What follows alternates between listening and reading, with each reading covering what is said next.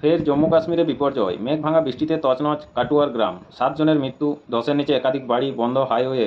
আজ কি বৃষ্টি হবে শহরে? আবহাওয়া অফিস কি জানালো বিস্তারিত জানতে আমাদের চ্যানেলটির সাথে যুক্ত থাকুন। দেশভাগের কালপ্রিট, গান্ধী নেহরু মোদী সরকারের নয়া স্কুল সিলেবাসে বিতর্ক। জলপাইগুড়ি রাজবাড়িতে 515 বছরের মনসা পুজোয় ভোগে চিতল, বোয়াল, ইলিশ, চিংড়ি। কাদা খেলার মধ্যে দিয়েই পুজোর ঢাকে কাঠি। বুলা চৌধুরীর উত্তরপাড়ার বাড়ি থেকে পদ্মশ্রী সহ পদক চুরি, সিআইডি তদন্ত। মাত্র 48 ঘন্টার মধ্যে উদ্ধার বুলা চৌধুরীর পদ্মশ্রী সহ অন্যান্য পদক, গ্রেপ্তার চোর।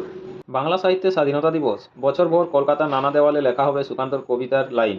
প্রধানমন্ত্রী জিএসটিতে বড় বদলের ইঙ্গিত, সস্তা হবে এসি, ফ্রিজ সহ নিত্যপণ্য। 25,000 কোটি টাকার ক্ষতি ডাক বিভাগের। সদ্য সাবালক ছেলের মৃত্যুতে শোকগ্রস্ত, বয়স পেরিয়ে গেলেও দম্পতিকে সন্তান ধারণের ছাড়পত্র দিল হাইকোর্ট। ডেঙ্গুর ভয়ে কাঁপছে ইউরোপ, দিশা দেখাবেন বাঙালি বিজ্ঞানীরা। 16 বছরে সর্বোচ্চ সংক্রমণ, জ্যোতিষ চরবৃত্তির জোরালো প্রমাণ, জমা পড়ল চার্জশিট। বসিরহাটের উন্মুক্ত সীমান্তে বসছে কাঁটাতার, স্বস্তিতে স্থানীয় ও বাসিন্দারা।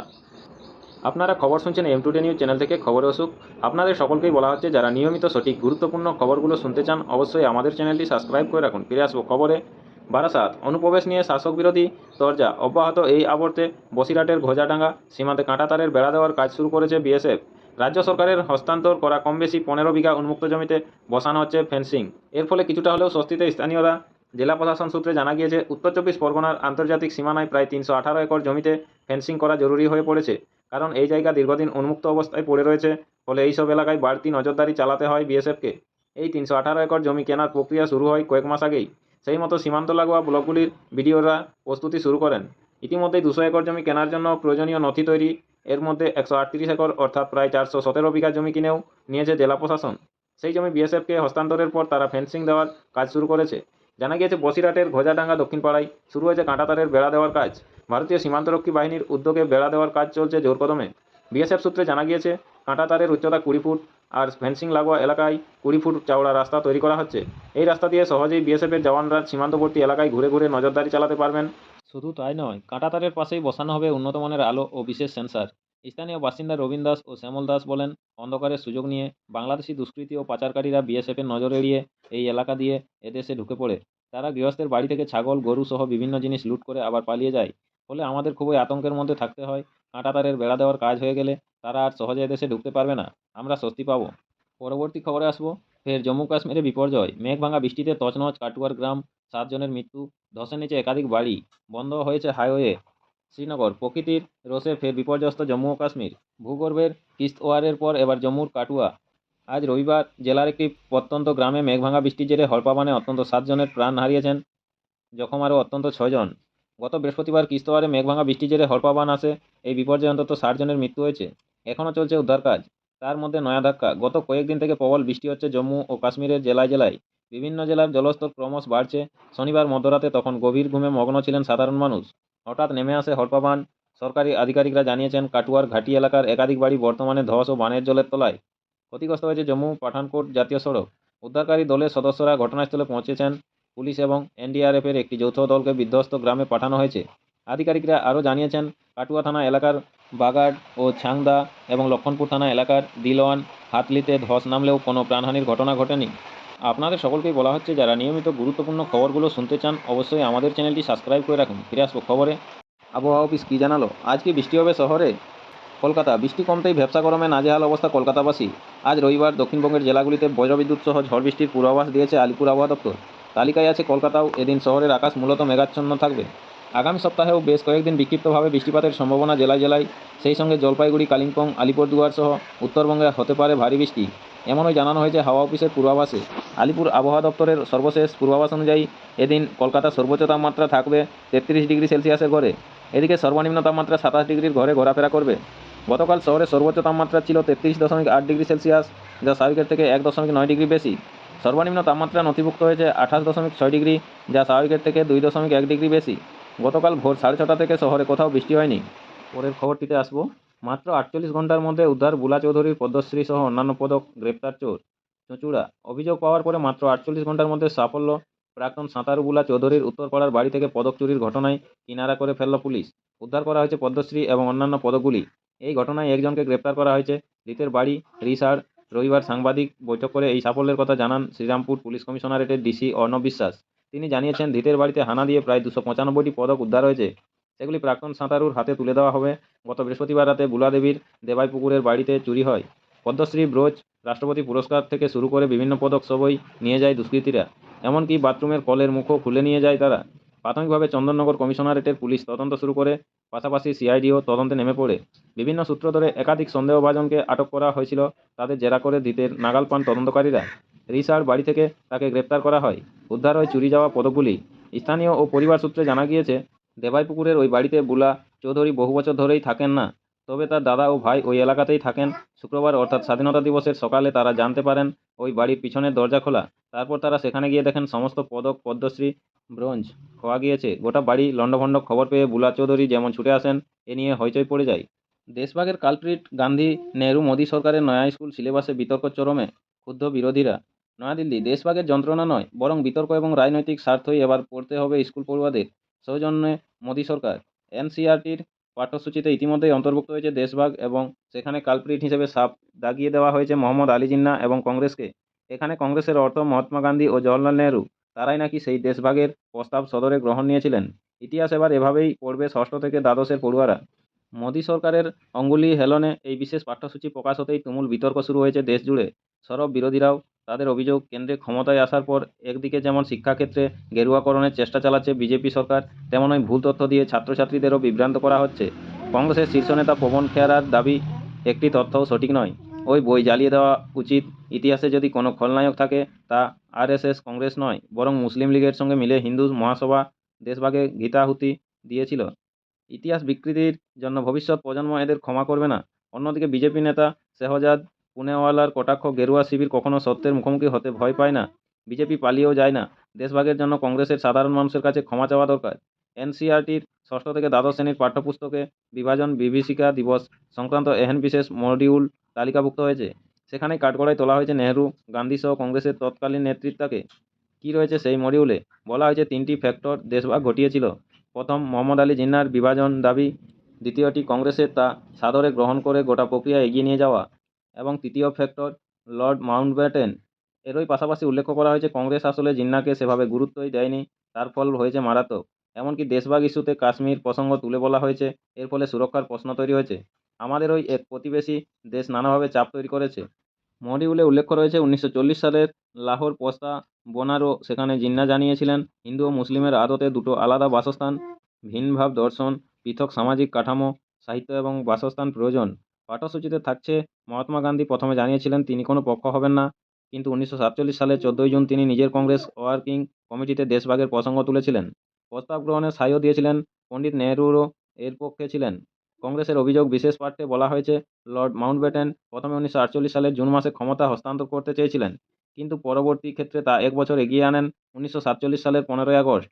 অনেকেই জানতেন না তারা আদতে কোথায় আছেন, ভারতে নাকি পাকিস্তানে। রেড ক্লিফ লাইনকে মানবসৃষ্ট বেনজির ট্র্যাজেডি বলে উল্লেখ করা হয়েছে দেশভাগকে। বলা হয়েছে, বিশেষ ইতিহাসে এর মধ্যে আর কোনো দুর্ভাগ্যজনক ঘটনা ঘটেনি। এখানেই শেষ নয়। ইতিহাস বই থেকে মুঘল সাম্রাজ্যের পতন, মারাঠা সাম্রাজ্যের মতো একাধিক বিষয় বাদ দিয়েছে এনসিইআরটি। তাই চর্চা চলছে নতুন ইতিহাস আর তার নতুন উপস্থাপনা নিয়ে। বাংলা সাহিত্যে স্বাধীনতা দিবস। প্রতিদিন নিয়মিত গুরুত্বপূর্ণ সঠিক খবরগুলো শোনার জন্য আমাদের চ্যানেলটি সাবস্ক্রাইব করে রাখুন। ফিরে আসবো খবরে। বঙ্গ সাহিত্যে স্বাধীনতার কথা এসেছে 1947 সালের 15ই আগস্টের অনেক আগেই। 19 শতকে রঙ্গলাল বন্দ্যোপাধ্যায় কাকু বক্রোক্তি অলঙ্কারের দুর্দান্ত প্রয়োগে বুঝিয়েছিলেন, স্বাধীনতাহীনতায় কেন বাঁচতে চায় না, কিন্তু স্বাধীনতা সত্যি যেদিন এলো সেদিন কী উপলব্ধি ছিল সাহিত্যকদের। দুঃখবাদী কবি যতীন্দ্রনাথ সেনগুপ্ত 47-এর 14 থেকে 15ই আগস্ট মধ্যরাতের সন্ধিক্ষণে রচনা করেন মুক্তি কবিতা। পরবর্তীতে তা ঠাঁই পায় ত্রিজামা কাব্যে। প্রথমেই তিনি লিখেছেন, শুনিয়াছিনু উদিবে তুমি তিমির নিশি শেষে সূর্যসম, সুদূরাচলে নবীন কোনো প্রাতে, আকস্মাৎ না চলা পথে দাঁড়ালে দ্বারে এসে, শ্রাবণ ঢাকা অন্ধকার চতুর্দশী রাতে। বর্ষার অতিথিতম অসময়েই সময় হওয়া এই স্বাধীনতা কবি দুয়ারে এসে দরজা খোলার ডাক দিয়েছে কবিতায়।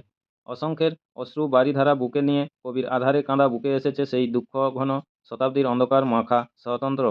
দেশভাগ সহ নানা কারণে সেই ব্যথার মতো ব্যথির সর্বসম্ভাবনাময় ও কালরূপ এই স্বাতন্ত্র্যের প্রতি প্রণতি জানিয়ে কবি সেদিন ইচ্ছা প্রকাশ করেছিলেন, অপরিচিত সুহৃদয় তোমারই কর ধরি বাহির হনু বর্ষা মাথে অজানা পথপরি, সমপ্রীতির জীবন্ত মূর্তি।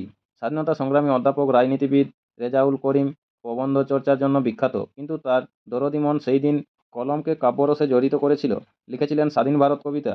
এই কয়েকটি লাইন পড়লে হিন্দু মুসলিম উভয় পক্ষেই মৌলবাদীরা উত্তেজিত হয়ে উঠতে পারেন। জয় হিন্দ রবে হুঙ্কার ধ্বনি কাঁপাবে, তুলিছে অবনী কিংবা রামরাজ্য মোদের লক্ষ্য। সত্যসেবক আমরা বীর, কিন্তু শান্তি স্বস্তি ঐক্য আদর্শের বাহক করিম সাহেবের লেখা পড়ে ছত্রগুলি সকলকেই ছত্রভঙ্গ করে দেয়। ন্যায়ের রাজ্যে প্রেমের বিধান, ইহাই ধর্ম জেনেছি স্থির। সকল ভারতবাসীকে জাগিয়ে তুলে রুদ্ধদ্বারকে মুক্ত করার আহ্বান ছিল তার।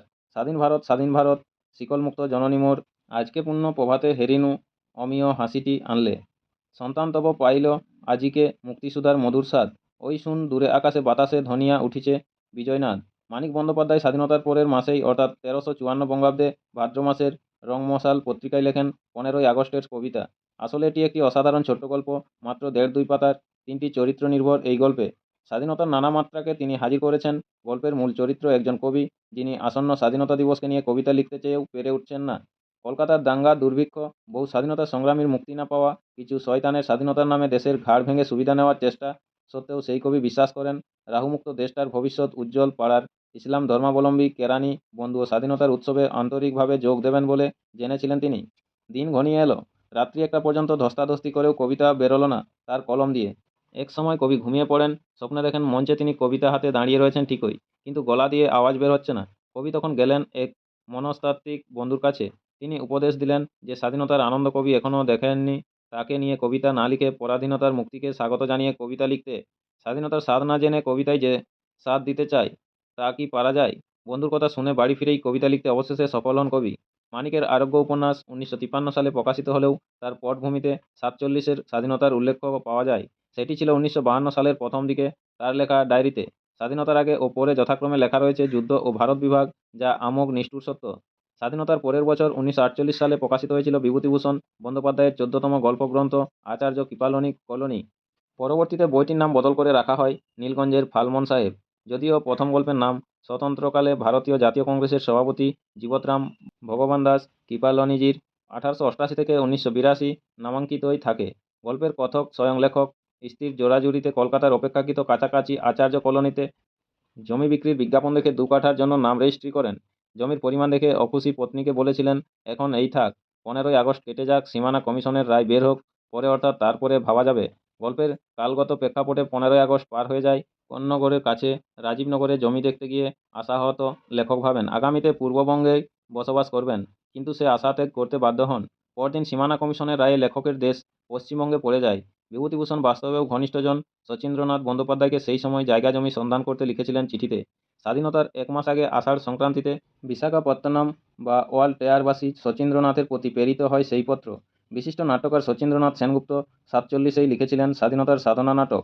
1949 সালে লেখক এই স্বাধীনতা নাট্যাচার্য শিশির কুমার ভাদুড়ী তার 15ই আগস্ট 1952 নামক লেখাটির প্রথমেই কিন্তু স্বাধীনতাকে অস্বীকার করেছেন। লিখেছেন, আজ দুঃখের দিন, স্বাধীনতা দিবস নয়, স্বাধীনতা কোথায়? প্রথম স্বাধীনতা দিবসের মতোই 5 বছর পরেও তিনি ভারতবাসীকে স্বাধীন স্বদেশবাসী নয়, ব্রিটিশ কমনওয়েলথের প্রজা বলে গণ্য করেছেন। অযৌক্তিক আইনশৃঙ্খলা, অপ্রতুল খাদ্যসংস্থান, শিক্ষা ব্যবস্থার অব্যবস্থা, রাষ্ট্রভাষা প্রমাদ, সাংস্কৃতিক পশ্চাৎধর্মিতা, কৃষি সমস্যা ইত্যাদি নানা সংকটকে তুলে ধরে তিনি একে ভুয়া স্বাধীনতার নাম দিতেও কুসুর করেননি। ভাষণ, কবিতা, গল্প, উপন্যাস, নাটকের কথা বলা হয়, কবিগান বাদ থাকবে না কি কখনো হয়? স্বনামধন্য কবিয়াল গুমানি দেওয়ান 1949 সালের 14ই আগস্ট আসানসোলে আসার মতিয়েছিলেন 6টি ভাগে 15ই আগস্ট। দেশপ্রেমীর আশা, হতাশা, রূপ ও প্রার্থনায় স্বাধীনতা প্রসঙ্গে কবিগানের সেই পালার শেষে তিনি সেদিন গিয়েছিলেন স্নিগ্ধ প্রদীপগৃহে সব জালো দেখুক দেবতা দল, দীর্ঘ সাধনা লব্ধ আগস্ট দীপ্ত সমুজ্জ্বল, পরাণে বাজাও ত্যাগের মন্ত্র, নিষ্কামী এবাদত, শান্তি তোমারে গড়িয়া তুলিবে কিমিয়া শাহাদত। 1950 সালের জানুয়ারি মাসে গণরাজ পত্রিকায় স্বাধীন ভারত নামে একটি কবিতা লেখেন জলপাইগুড়ির ভূমিকন্যা সত্যজিৎ রায়ের জলসাগর সিনেমা খ্যাত মুর্শিদাবাদের নিমতিতা জমিদার বাড়ির বধূ সবিতা চৌধুরী। কবিতার প্রথম 2 ও শেষ 2 লাইনে যেন প্রদীপের আলো ও তার তলে থাকা পিল সুইচের অন্ধকার দশার মতো। একই সঙ্গে স্বাধীনতার সুখ দুঃখকে ছন্দবদ্ধ করতে পেরেছিলেন তিনি। স্বাধীন ভারত স্বাধীন ভারত স্বাধীন ভারত বন্দে কোটি কণ্ঠের বজ্র নিনাদে চিত্ত জাগিল ছন্দে, কিন্তু তবুও শান্তি কোথায়, কোথায় আনন্দপুত গৃহ বিবাদের অগ্নিশিখায় সকলই ভস্মীভূত। এবার আসি তারাশঙ্করের কথায়। 1956 সালে জাতীয় পতাকার ত্রিবর্ণ রঞ্জিত মলাটে প্রকাশিত হয় তার কালান্তর উপন্যাস। বিভূতিভূষণের পূর্বোক্ত গল্পের মতো এই উপন্যাসটিও লেখকের আত্মজৈবনিক উপন্যাস। এতে স্বাধীনতা প্রাপ্তির কথা রয়েছে। স্বাধীনতা সংগ্রামী গৌরীকান্তকে নবগ্রামের মানুষ আহ্বান জানালেও কিছু অভিমানবশত স্বাধীনতার দিনে তিনি নবগ্রামে আসেননি। স্বতন্ত্রতা সংগ্রামের কারাদণ্ডিত সৈনিক রূপে তারাশঙ্কর কিন্তু সেই পুণ্যদিনে মা পিসিমার পত্রাদেশে কলকাতার সমারোহ ছেড়ে লাভপুর গ্রামে গিয়ে পতাকা উত্তোলন করেন এবং বীরের সম্মান পর্যন্ত লাভ করেছিলেন। স্রষ্টা তারাশঙ্কর এবং সৃষ্টি গৌরীকান্ত নামের অর্থের দিক থেকেই সমর্থক। 15ই আগস্টের পুণ্যস্মৃতির কথা, তারাশঙ্করের আত্মজীবনী আমার সাহিত্য জীবন এও রয়েছে লেখকের মতে। ঘটনাক্রমে দিক থেকে বইটি শেষ হয়েছে স্বাধীনতা দিবসের দিনেই। 1977 সালে অধ্যাপক সাহিত্যিক প্রমথনাথ বিশি তার 15ই আগস্ট উপন্যাস রচনা শেষ করেন। 15 বছর স্বাধীনতার মাসেই সেটি প্রকাশিত হয়। উপন্যাসিকের মতে স্বাধীনতার দিনেই উপন্যাসের কালক্রম শেষ হয়েছে। একতলার ঘরের 90 ছুঁই ছুঁই শয্যাশায়ী যজ্ঞের রায়ের চেতনা প্রবাহে স্বাধীনতার দিনটি এইভাবে ফুটে উঠেছে। কলকাতা, নোয়াখালী বিহার, স্বাধীনতা স্বাধীনতা স্বাধীনতা পাকিস্তান। তখনই দোতলার ঘর থেকে আকাশবাণী রেডিও হতে ভেসে এসেছে স্বাধীন ভারতের প্রথম প্রধানমন্ত্রীর বক্তৃতা। কাস্তে কবি দীনেশ দাসেরও কাব্য সংগ্রহে স্বতন্ত্রতার তারিখ নামে কবিতা রয়েছে। 1988 সালে প্রকাশিত হয় সুনীল গঙ্গোপাধ্যায়ের পূর্ব পশ্চিম প্রথম খণ্ড। উপন্যাসের বিশ্বনাথবাবু কানপুরে বসে জানতে পেরেছিলেন পূর্ব পশ্চিমে বঙ্গদেশের ভাগাভাগির কথা। আকারে সুনীল সাগর সম এই উপন্যাসের সিন্ধু সেচা মুক্তোর মতো কথাটি হলো, স্বাধীনতা মানেই দেশভাগ। ফলে বিশ্বনাথবাবুর বরিশালের পৈতৃক বাড়ি প্রথমে দেশ বদল, পরে হাত বদল হয়ে যায়। গদ্যের কথা অনেক বলা হলো, এখন গান শোনার পালা। এবার কথা গানে গানে 47-এ টুকরো টুকরোভাবে পাওয়া স্বাধীনতার অল্প দিনের মধ্যেই লোককবি নিবারণ পণ্ডিত তীব্র কষাঘাত করে একটি গান বেঁধেছিলেন। থাইকো সাবধানে রে ভাই, থাইকো সাবধানে, রয়েছে ভাই ভূতের বাসা পাকিস্তান ও হিন্দুস্তানে। পশ্চিমবঙ্গে এমন একটি জেলাও আছে যার একটি নয়, দুটি স্বাধীনতা দিবস রয়েছে। রেড ক্লিফ সাহেবের মসজিদে 15ই আগস্ট মুর্শিদাবাদের সদর শহর বহরমপুরে উঠেছিল পাকিস্তানের চাঁদতারা চিহ্নিত গেরুয়াহীন সাদা সবুজের নিশান। বিশিষ্ট নেতা গায়ক সুধীন সেন রাতারাতি রচনা করে একটি গান সেদিন গেয়েছিলেন, সোনার দেশে গর্ব মোরা স্বাধীন পাকিস্তান, সুখ শান্তি আনবো মিলে হিন্দু মুসলমান। কিন্তু পরে খুলনার পরিবর্তে মুর্শিদাবাদ ভারত মুক্ত হয়। 18ই আগস্ট আবার তেরঙ্গা উত্তোলিত হয় সেখানে। সেদিনও গান গেয়েছিলেন সুধীনবাবুই, তবে গানের কলির শুধুমাত্র একটি শব্দ দিয়েছিলেন পাল্টে, স্বাধীন হিন্দুস্তান। নমস্কার, এখনকার স্থানীয় সংবাদটি এই পর্যন্তই। পরের সংবাদটি পেতে চ্যানেলটিতে সাবস্ক্রাইব করে পাশে থাকা বেল আইকনটি অল করে রাখুন। সবাই ভালো থাকুন, সুস্থ থাকুন। দেখা হচ্ছে পরের আপডেট খবরটিতে। ধন্যবাদ।